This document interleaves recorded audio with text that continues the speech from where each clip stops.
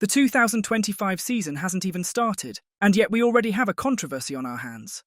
Max Verstappen is once again throwing shade at Drive to Survive, the hit Netflix docuseries that has supercharged Formula One's popularity.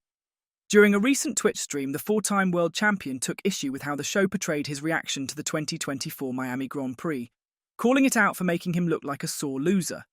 Here's what he said. The Miami GP was nothing short of a fairy tale for McLaren's Lando Norris, who finally clinched his first ever Grand Prix victory at the Miami Dolphins Stadium. A perfectly timed safety car played right into the Brit's hands, allowing him to pull off a dream pit stop and stay ahead of Verstappen. Meanwhile, the Dutchman found himself wrestling with his RB20 through Miami's unforgiving tight corners, venting his frustrations over the team radio. Despite winning 4 of the first 5 races of the season, his only hiccup being a DNF in Australia, Verstappen had no answer for Norris in Miami. The McLaren driver crossed the line a solid 7.6 seconds ahead, sealing a momentous win. But Drive to Survive painted a different picture. Season 7 of the show depicted Verstappen as downcast, cutting to a moody montage while Jenson Button declared, "Max is a winner, he comes to win and everything else is a failure." Button even added fuel to the fire by saying he would personally have a meltdown in Verstappen's shoes. The episode then showed Norris joyfully FaceTiming his family and celebrating with McLaren while Verstappen sat against a wall head down, looking like he had just lost more than a race. "Apparently I was very sad after Miami," Max said over the weekend. "I literally had the best time ever Sunday night, so I don't know what I was upset about. Probably better not say anything." Netflix had some explaining to do after eagle-eyed fans noticed a glaring detail in the so-called meltdown scene. Verstappen's cap didn't even match the race. The hat he was wearing in the clip, where he supposedly looked devastated post-Miami GP, was actually from Zandvoort, not Miami. A bit of an intentional continuity error on Netflix's part. This isn't the first time Verstappen has called out Drive to Survive for bending reality. While he acknowledges that the series has been a game-changer for F1's global popularity, he's been openly critical of its habit of twisting footage and exaggerating rivalries. Back in 2023, he didn't hold back, stating that, "Of course, I understand when you create a show, there needs to be drama. It needs to be exciting. But I'm a guy who finds it also very important that you're portrayed well and that they do not start to copy comments on the different kinds of footage while it didn't happen like that. But if you thought Drive to Survive was only stirring the pot between Verstappen and Norris, think again. The real drama might just be happening off the track. It turns out that their bosses, Christian Horner and Zach Brown, aren't exactly sending each other Christmas cards either. And unlike the manufactured Netflix feuds, this one is the real deal." The latest season of Netflix's F1 docuseries captured a spicy moment when Red Bull team boss Christian Horner casually referred to McLaren CEO Zach Brown as a prick while strolling through the Red Bull hospitality area at the Bahrain Grand Prix. But here's where it gets juicier. Reports suggest that the original, unedited version of the clip had Horner using a far more colourful word. Of course, this war of words didn't just come out of nowhere. The Verstappen-Norris on-track battles, especially their heated moments in Austria and Mexico, had already put Red Bull and McLaren at odds. But if Verstappen's criticism of Drive to Survive has taught us anything, it's that the drama in Formula One doesn't stop when the engines do. It stops when Netflix wants it to, and this is where they draw the line. According to a report from The Times, Netflix might have done some creative censoring.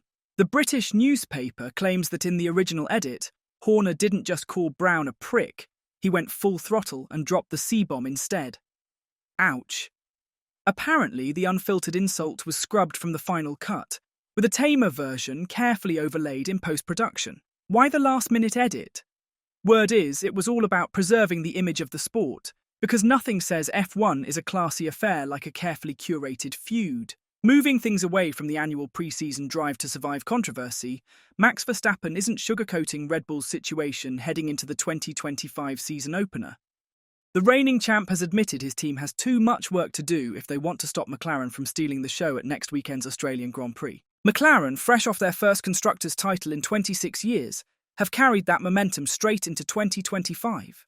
Their new MCL39 looked like an absolute rocket ship during pre-season testing in Bahrain, showing both speed and reliability across 3 days. Based on whispers from the paddock and observations from trackside, McLaren currently hold the edge, with Red Bull, Mercedes and Ferrari scrapping it out behind them. Verstappen now finds himself in an unfamiliar position, chasing rather than leading.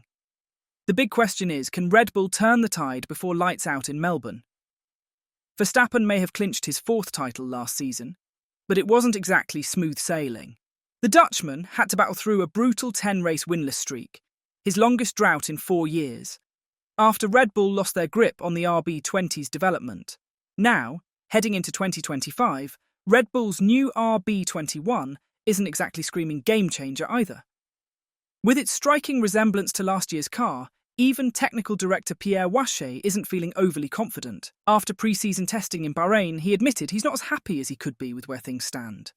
Wache revealed that the RB21 occasionally did not respond how we wanted, echoing a familiar frustration from 2024. That's raised serious doubts about just how much Red Bull have actually progressed over the winter. While the team believes they're moving in the right direction, Wache conceded that the magnitude of the direction was not as big as we expected. In other words, Red Bull might have a fight on their hands. Verstappen has made a habit of starting his title defences in style, winning the season openers in Bahrain in both 2023 and 2024. But as the 2025 campaign gets underway, he's not so sure history will repeat itself. Speaking at a Viaplay event ahead of the F1 curtain raiser in Melbourne, the reigning world champion admitted that, for once, Red Bull aren't the favourites. Instead, he pointed to McLaren as the team to beat at Albert Park. He said, "There is work to do. I think McLaren is the favourite if you look at the lap times. And for us, not everything went completely smoothly. On the other hand, I think we do have some ideas on how to improve the car. I've also spent a lot of time in the simulator, for example yesterday, with the team.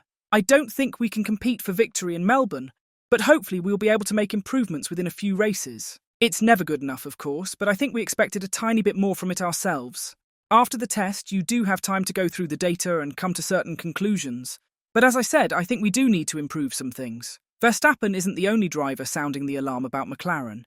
Mercedes' George Russell has also singled them out as the team to beat. Speaking to the media during pre-season testing in Bahrain, Russell revealed that Lando Norris himself had let slip that McLaren had found a lot of lap time over the winter with their new MCL 39. When asked to make a prediction for the new season, Russell didn't hesitate. He said, "I think McLaren are going to be pretty strong. Lando said they found a lot over the winter and he's looking pretty confident. A rocky start to the 2025 season could do more than just dent Red Bull's dominance. It might also crank up the speculation around Max Verstappen's future." With Mercedes and Aston Martin reportedly circling, the pressure is on. Do you think that Drive to Survive creates false narratives about the drivers for ratings? Let's talk about it in the comments section down below. And as always, don't forget to like and subscribe to the channel if you haven't. Thanks for watching.